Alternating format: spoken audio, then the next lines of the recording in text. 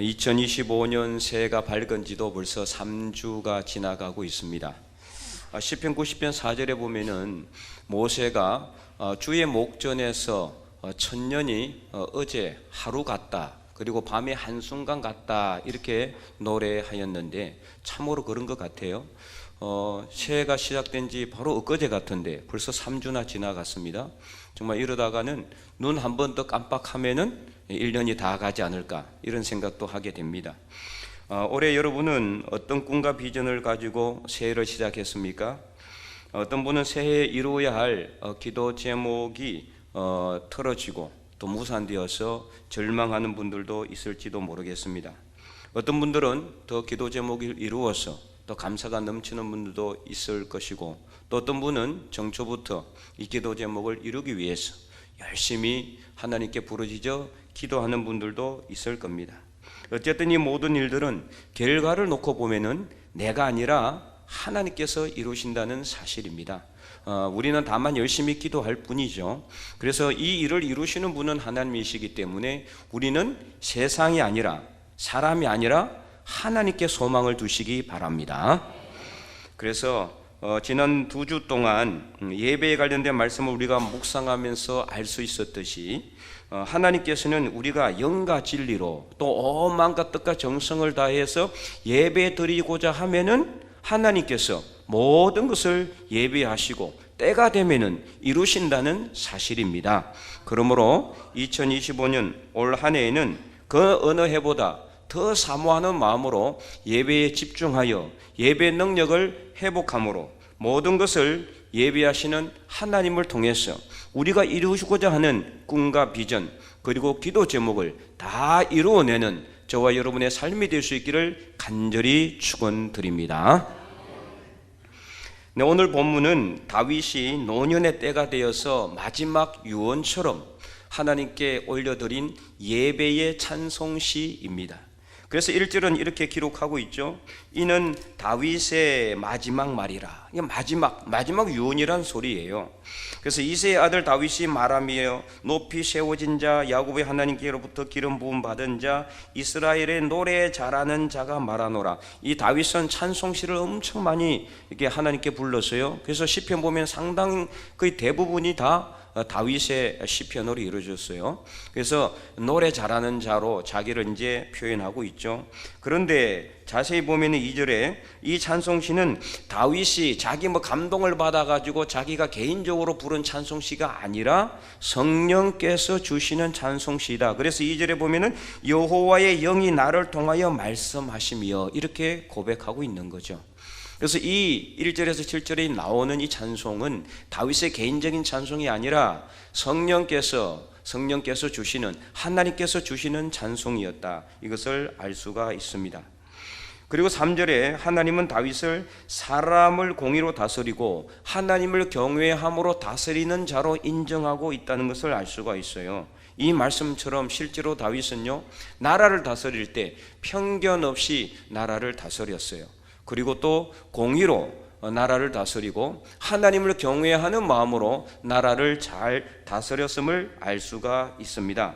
그래서 이러한 다윗에게 하나님은 4절에 우리가 읽었지만 돋는 해의 아침빛 같고 구름 없는 아침 같고 비 내린 후 강선으로 인해서 이 강선이 땅에 비추어서 이 땅에서 우미 돋아나는 풀과 같다라고 엄청난 복을 선포하고 있습니다. 그런데 이 말씀은 실질적으로는 다윗에게 성령께서 주시는 말씀이지만, 그러나 자세히 살펴보면은 결론적으로는 바로 메시아이신 예수님에 대한 예언임을 잘 알 수가 있는데요. 그것은 바로 5절 전반절을 보면은 이렇게 기록되어 있죠. 내 집이 하나님 앞에 이같지 아니하냐. 하나님 앞에 이같지, 내 집이 다윗 개인이 아니라 내 집이라는 것은 자기 자신을 포함해서 자기 집 가문을 의미하는 거거든요. 그래서 다윗 자신의 집 전체가 하나님 앞에 이처럼 엄청난 복을 받았다는 것을 말하는데, 그렇기 때문에 여기서 말하는 내 집은 다윗의 한 개인을 의미하는 것이 아니라 나중에 하나님께서 주시는 다윗의 직계 자손 메시아이신 예수님을 의미한다라고 볼 수가 있는 겁니다. 그래서 5절 중반절에도 보면은 하나님께서 다윗과 한 영원한 언약이 있어요. 5절 중반절에 하나님이 나와 더불어 영원한 언약을 세우사 만사에 구비하게 하셨고 또 견고하게 하셨다라고 했는데, 이 언약은 사무엘하 7장에 보면은 이미 하나님께서 다윗과 엄청난 복을 선포하며 언약을 맺는 것을 볼 수가 있는데요. 사무엘하 7장 1절과 2절을 보면은 하나님께서 다윗의 주변의 모든 원수를 다 무찌르시고 평안하게 다윗이 왕궁에 거하게 하신 때에 다윗이 바라보니까 자기는 평안하게 백향목으로 지은 아주 아름다운 궁 안에 거주하고 있는데 하나님의 개는 휘장 아래에 있다, 이렇게 탄식을 합니다. 나단 선지자가 이제 찾아왔을 때 다윗이 그렇게 탄식을 하는 거예요. 하나님의 집은 아직 지어지지 않는 상태예요. 그러니까 하나님의 궤는 휘장 아래에 있다는 말은 하나님의 궤는 바로 법궤나 언약궤를 의미하죠. 하나님의 법궤, 그 안에는 뭐가 있습니까? 모세가 하나님께로 받은 십계명이 적힌 돌판이 그 언약궤 안에 놓여 있어요. 그래서 언약궤는 뭐를 의미하느냐? 바로 하나님의 임재의 상징이었다. 언약궤에 가는 곳에 하나님이 가시는 거죠. 물론 그렇다고 해서 언약궤 없는 곳에 하나님이 없는 것은 아니지만 당시에는 이 언약궤는 그런 하나님의 임재의 상징이었다는 거죠. 그리고 휘장이라는 것은 뭐냐? 그냥 천막이라는 거예요. 천막. 그러니까 다윗 때까지는 어떻습니까? 하나님의 성전이 아직 안 지어진 상태예요. 그래서 다윗 때까지는 하나님의 성전 하면 이 성전은 어디에 있었느냐? 예루살렘이 있으면은 예루살렘 위쪽에 실로라는 곳이 있었어요. 바로 그곳에 천막을 쳐놓고 거기에다가 법궤를 보관했어요. 언약궤를 보관해 놨어요. 그곳이 바로 성소였고 성전이었죠. 그래서 사무엘은 사무엘상을 읽어보면은 어디 있습니까? 바로 이 실로, 이곳에서 이 성전에서 어렸을 때부터 성장한 것을 또 알 수가 있는 거죠. 그래서 다윗이 이렇게 탄식을 하는 거예요. 다윗은 자기가 일생 원하는 소원이 뭐였느냐? 하나님의 집을 짓는 거였어요. 그러니까 하나님의 성전을 짓고 싶었어요. 그러나 하나님은 다윗의 손에 피가 너무 많이 묻었기 때문에 정복 전쟁을 했잖아요. 계속해서 이방 족속들과의 전쟁에서 손에 피를 너무 많이 묻혔기 때문에 하나님은 손에 피를 묻은 다윗의 손으로 하나님의 거룩한 성전을 짓기를 원하지 않았어요. 그래서 내 몸에서 날씨 다윗의 아들 솔로몬이 하나님의 성전을 지어라, 이렇게 명령을 했단 말이에요. 그러니까 다윗의 마음은 늘 마음이 너무나 안타까운 거죠. 자기는 이렇게 평안하게 백향목궁에 거하고 있거늘 하나님의 궤는 휘장 아래에 있고 휘장 안에 아주 초라하게 그렇게 있다라는 것을 탄식하였더니 하나님께서 이 다윗의 탄식의 소리를 들으시고 나단 선지자를 다시 보내서 다윗에게 엄청난 복을 약속하시면서 언약을 체결하십니다. 바로 그것이 사무엘하 7장 4절에서 17절 내용인데요. 너무 길어서 우리가 다 읽어볼 수는 없고 간단하게 그 내용을 요약을 하면은 하나님께서 내가 내 이름을, 다윗의 이름을 위대하게 해줄 것이고 모든 원수에게서 벗어나서 편히 쉬게 해줄 것이고 너를 위하여 내가 집을 지어줄 것이고 내 몸에서 날씨를 세워 그 나라를 견고하게 할 것이며 그는 내 이름을 위하여 집을 짓고 나는 그의 나라 왕위를 영원토록 견고하게 해줄 것이다, 이렇게 약속을 합니다. 이것이 바로 언약이에요. 그래서 오늘 본문 5절 중반절에 하나님이 나와 더불어 영원한 언약을 세웠다, 이 말이 바로 그 말씀이에요. 하나님이 다윗과 함께 영원한 언약, 이 언약을 세워서 만사에 구비하게 하셨고 견고하게 하셨다라는 겁니다. 자, 그러면은 이 하나님의 언약은 다른 거는 다 이루어졌어요. 하나님이 다윗의 이름을 위대하게 하고 당연히 위대하게 되었잖아요. 어디로 가든지 다윗은 항상 이겼기 때문에 다윗의 이름이 위대하게 되었어요. 지금도 우리가 다윗의 이름 모르는 사람이 없잖아요. 예수님 안 믿는 사람들도 다윗 이건 다 알아요. 예, 다윗이 바로 다윗이거든요. 그래서 이 다윗의 이름이 아주 위대하게 되었고요. 그리고 모든 원수에서 벗어나서 편히 쉬게 해주셨고 하나님께서 그를 위하여 집을 지어 주셨고 또 내 몸에서 날 씨를 세워 그 나라를 견고하게 하셨고, 이 솔로몬 그 다음에 르호보암 이렇게 쭉 내려가잖아요. 그래서 다윗의 왕조가 견고하게 됐습니다. 그리고 그는 내 이름을 위하여 집을 지었고, 솔로몬이 하나님의 성전을 지었죠. 바로 그것이 솔로몬 성전인 겁니다. 자, 이까지는 다 이루어졌어요. 그런데 나는 그의 나라 왕위를 영원히 견고하게 해줄 것이다. 이 언약은 실질적으로는 어떻습니까? 이루어지지 않았습니다. 이거는 어떻습니까? 실질적으로 역사적으로 보면은 다윗의 아들 솔로몬의 아들이 르호보암이에요. 3대째 되어서 나라가 어떻게 됩니까? 둘로 갈라지게 돼요. 그래서 북이스라엘과 남유다로 갈라지게 되었고, 북이스라엘은 얼마 가지 않았어 아수르에게 완전히 멸망을 당해서 나라가 없어집니다. 그리고 남유다도 나중에 시드기야 왕 때 마지막 바벨론이 침략해서 완전히 나라가 없어집니다. 성전도 불타버립니다. 그러면은 우리가 생각할 때 하나님께서 다윗과 한 이 언약이 다른 일부는 맞았는데 이거는 안 맞지 않느냐? 하나님이 과연 거짓말을 하신 것이냐? 여러분 그렇습니까? 절대 그렇지 않습니다. 여기서 말하는 하나님께서 말씀할 때 내 몸에서 날 씨를 세워 할 때 내 몸에서 날 씨는 실질적으로는 솔로몬이지만 결론적으로 누구를 의미하느냐? 다윗의 직계 후손이고 다윗의 가문에서 태어난 메시아이신 예수 그리스도를 의미한다. 예수님. 그래서 하나님의 나라, 영원한 나라, 이 내 몸에서 날 씨를 견고하게 하고 그 나라 왕위를 영원히 견고하게 하겠다는 것은 예수 그리스도께서 다스리는 구원의 나라, 그래서 우리가 예수님을 믿음으로 가는 천국, 그 나라를 의미하는 거예요.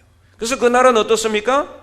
영원토록 견고하게 되는 겁니다. 그래서 이 하나님께서 다윗과 한 언약은 하나님께서 이미 이루셨고 지금도 이루어가고 계시고 앞으로도 지속되게 된다라는 겁니다. 그러므로 하나님께서는 이 언약을 정확하게 다윗에게 이루어 주셨다. 그래서 다윗은 5절 후반절에 보면은 이렇게 부르고 있죠. 5절 후반절에 보면 이렇게 말씀하고 있습니다. 나의 모든 구원과 나의 모든 소원을 어찌 이루지 아니하시랴. 다윗은 확신하고 있었어요. 하나님께서 그와 한 이 언약을 분명히 이루실 것임을 확신했기 때문에 나의 모든 구원과 나의 모든 소원을 어찌 이루지 아니하시랴. 하나님께서는 다 이루실 것임을 그는 확신하고 있었다. 그러나 6절에서 7절에 보면은 사악한 자는 누굽니까? 하나님을 경외하지 않는 자, 하나님을 떠난 자, 우상을 숭배하는 자, 오늘날로 말한다면은 예수 그리스도를 거부하고 믿지 않는 자, 복음을 부정하는 자, 그런 자들은 가시나무처럼 버려지고 영원히 불타게 되는 심판을 당할 것임을 분명히 말씀하고 있습니다. 이상을 통해서 오늘 우리도 하나님 안에서 온전한 마음으로 예배드릴 때 다윗처럼 그리고 예수 그리스도처럼 힘있게 돋는 해같이 될 수 있다는 사실을 분명히 믿으시기 바랍니다. 사진을 하나 보여주시기 바랍니다. 저 사진은 우리 교회 바로 위쪽에 올라가면은 그 해돋이 광장 자리가 있잖아요.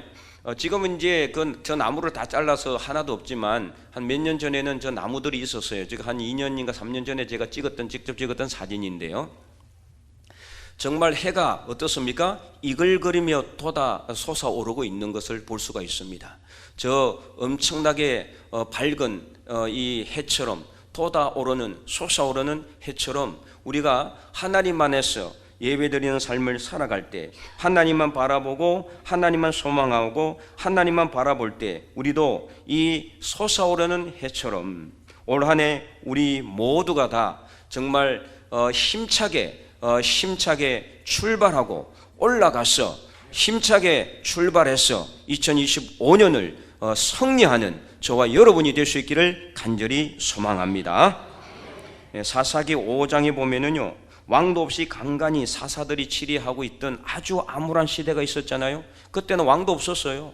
그래서 이방 족속들이 침략을 해가지고 이스라엘 백성들을 학대하고 억압하고 그래서 이렇게 막 힘들게 하면은 이스라엘 백성들이 힘들다고 부르짖으면은 하나님이 사사를 보내주시고 또 사사들이 치레하던 시기에는 평안이 오지만 또 사사가 죽고 나면 또다시 이스라엘 백성들은 우상을 따라서 섬기고, 그러면 또 하나님의 징계로 인해 가지고 이방 족속들이 또다시 침략하고, 이런 일이 계속해서 악순환이 반복되는 시대였어요.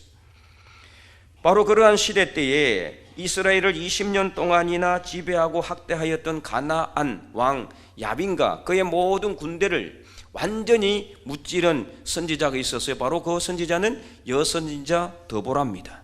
드보라를 통해서 하나님께서는 이스라엘을 구원하시죠. 그래서 그 모든 군대를 다 격파한 후에 이 드보라가 하나님께 찬송을 하며 노래를 부르는데, 사사기 5장 31절을 보면은 이렇게 기록이 되어 있습니다. 우리 다 함께 한번 읽어볼까요? 여호와여, 주의 원수들은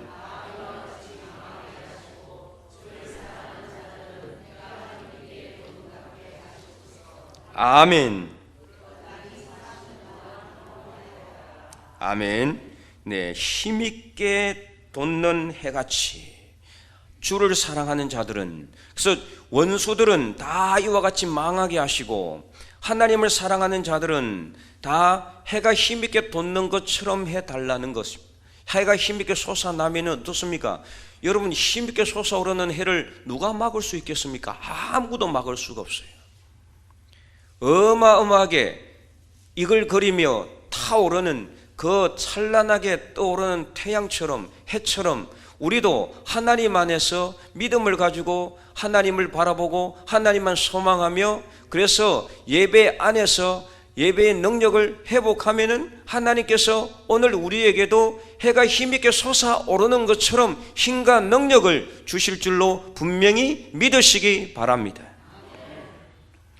이처럼 어떤 시대를 막론하고 주님을 사랑하는 자들에게는 항상 하나님께서 힘있게 솟는 해처럼 힘과 능력을 주신다라는 사실입니다.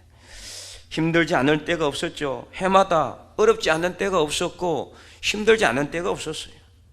작년부터 시작된 우리나라의 정치적인 혼란은 너무나 암울한 상태입니다. 그래서 움츠러들고 주눅들 수밖에 없고요, 뭐를 해도 힘이 없고 의욕이 없는 그런 상황 가운데 있습니다.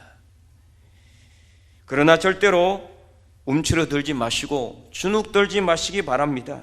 오늘 본문 다윗의 노래처럼, 그리고 드보라의 노래처럼 오늘 이 시대 주님을 사랑하는 저와 여러분에게 하나님은 힘있게 솟아오르는 저 태양 같은 힘과 능력을 분명히 부어주실 줄로 믿습니다. 그래서 이 세상에 소망을 두지 마시기 바랍니다. 이 세상에 소망을 두니까 절망할 수밖에 없거든요. 사람에게 소망을 두지 마시기 바랍니다.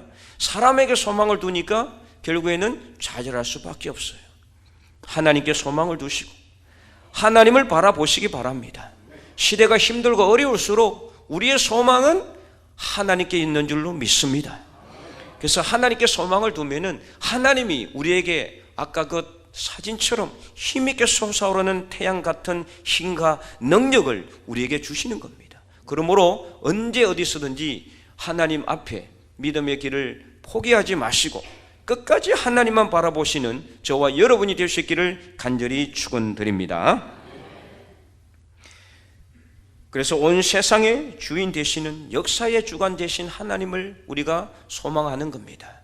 이 세상이 아무리 힘들고 우리나라가 아무리 정치적으로 혼란스러울지라도 이 나라와 이 역사의 주관자요 주인은 하나님입니다. 그러므로 하나님께 소망을 두면은 분명히 하나님은 정의와 공의로 이 나라를 다스릴 줄로 믿습니다. 그리하면은 하나님께서 우리에게 힘도 주시고 능력도 주시고, 그래서 독수리가 날개쳐 올라가는 듯한 힘과 능력으로 오늘 우리를 인도하시고 올 한 해 우리에게 함께 하셔서 우리가 정말 다시 일어나서 하나님께 영광을 올려드리는 저와 여러분이 될 수 있기를 간절히 소망합니다. 그러면 우리가 힘차게 돋는 해와 같이 올 한 해를 시작하면서 어떤 일을 해야 될까요? 첫 번째는 올 한 해 우리 교회 표처럼 예배의 능력을 회복해야 회복해야 하는 겁니다. 예배 능력을 회복함으로 하나님께서 우리와 함께 하시고 우리는 하나님께 영광을 올려드리고 우리의 온 마음과 뜻과 정성을 다해서 하나님께 예배드림으로 예배 능력을 회복하게 되는 겁니다. 둘째는 어둠과 죽음의 그늘에 앉아있는 온 세상에 복음의 기쁜 소식을 올려드리는 겁니다. 그래서 누가복음 1장을 보면은요, 사가랴가 세례 요한의 출생과 관련해서 예수님을 증언하면서 다음과 같이 노래를 합니다. 누가복음 1장 76절에서 79절을 보면은 이렇게 기록이 되어 있습니다. 제가 읽어보도록 하겠습니다. 이 아이여, 내가 지극히 높으신 이의 선지자라 일컬음을 받고 주 앞에 앞서가서 그 길을 준비하여 주의 백성에게 그 죄사함으로 말미암는 구원을 알게 하리니 이는 우리 하나님의 긍휼로 인함이라. 이로써 돋는 해가 위로부터 우리에게 임하여 어둠과 죽음의 그늘에 앉은 자에게 비치고 우리 발을 평강의 길로 인도하시리로다. 아멘. 네, 돋는 해는 누구일까요? 예수 그리스도를 의미하는 거죠. 사가랴가 세례 요한을 낳잖아요. 사가랴와 엘리사벳은 나이가 많아서 아이를 출산할 수 없었지만 하나님께서 이 아이를 주셨는데 바로 그 아이가 세례 요한입니다. 세례 요한의 사명은 예수님이 앞서 와서 예수님이 가실 길을 닦는 거였습니다. 예수님이 구원을 선포할 때 백성들의 마음의 문을 열어서 그 구원을 잘 받아들일 수 있도록 회개의 메시지를 전하는 것이 세례 요한의 사명이었어요. 그래서 세례 요한을 출생하면서 세례 요한의 출생을 통해서 이 사가랴가 하나님께 찬송하며 노래 부른 찬송이 바로 이 내용이에요.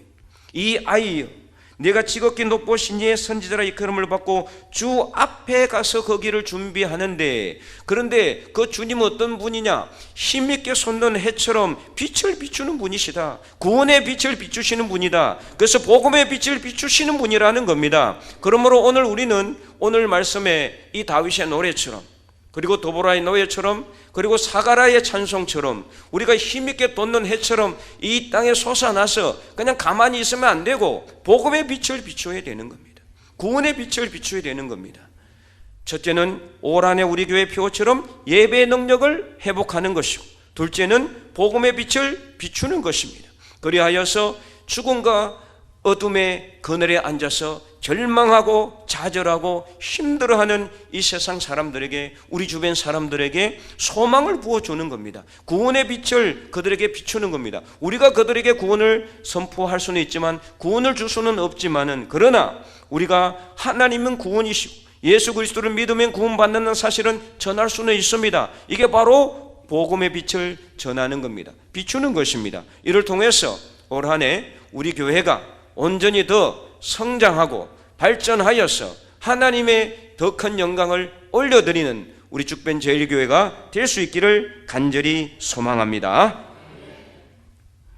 그래서 지난 주일 재직 세미나에서 말씀을 드린 것처럼 이제부터 우리 교회는 이벤트성 전도보다는 매 주일을 이웃 초청의 날로 정하고 우리의 삶이 전도가 되고 전도하는 것이 우리 삶이 되도록 해야 하는 겁니다.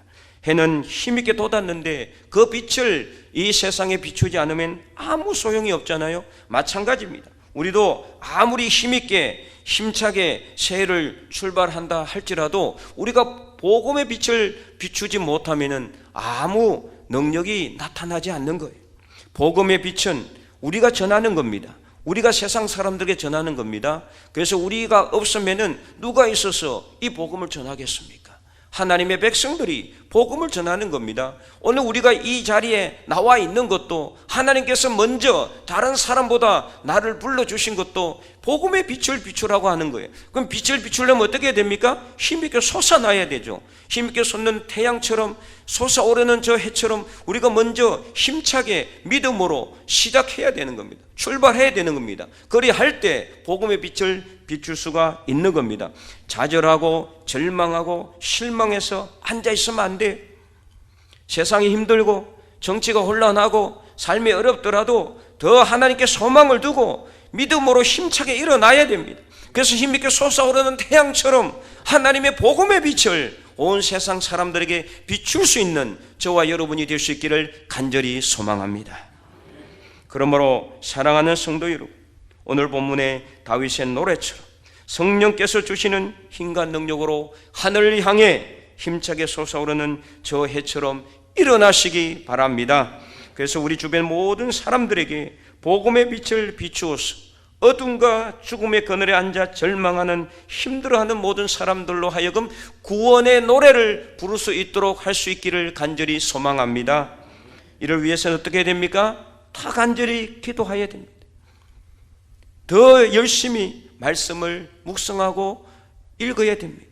그리고 예배에 더욱더 사모하는 마음으로 예배를 집중하고 예배의 능력을 회복해야 됩니다. 그래서 더 정말 하나님께서 우리를 통해서 복음의 빛을 온 세상 사람들에게 비춤으로 인해서 절망하는 모든 사람들이 다시 소망을 가지고 힘차게 이 2025년을 승리하는 저와 여러분이 될 수 있기를 간절히 바랍니다.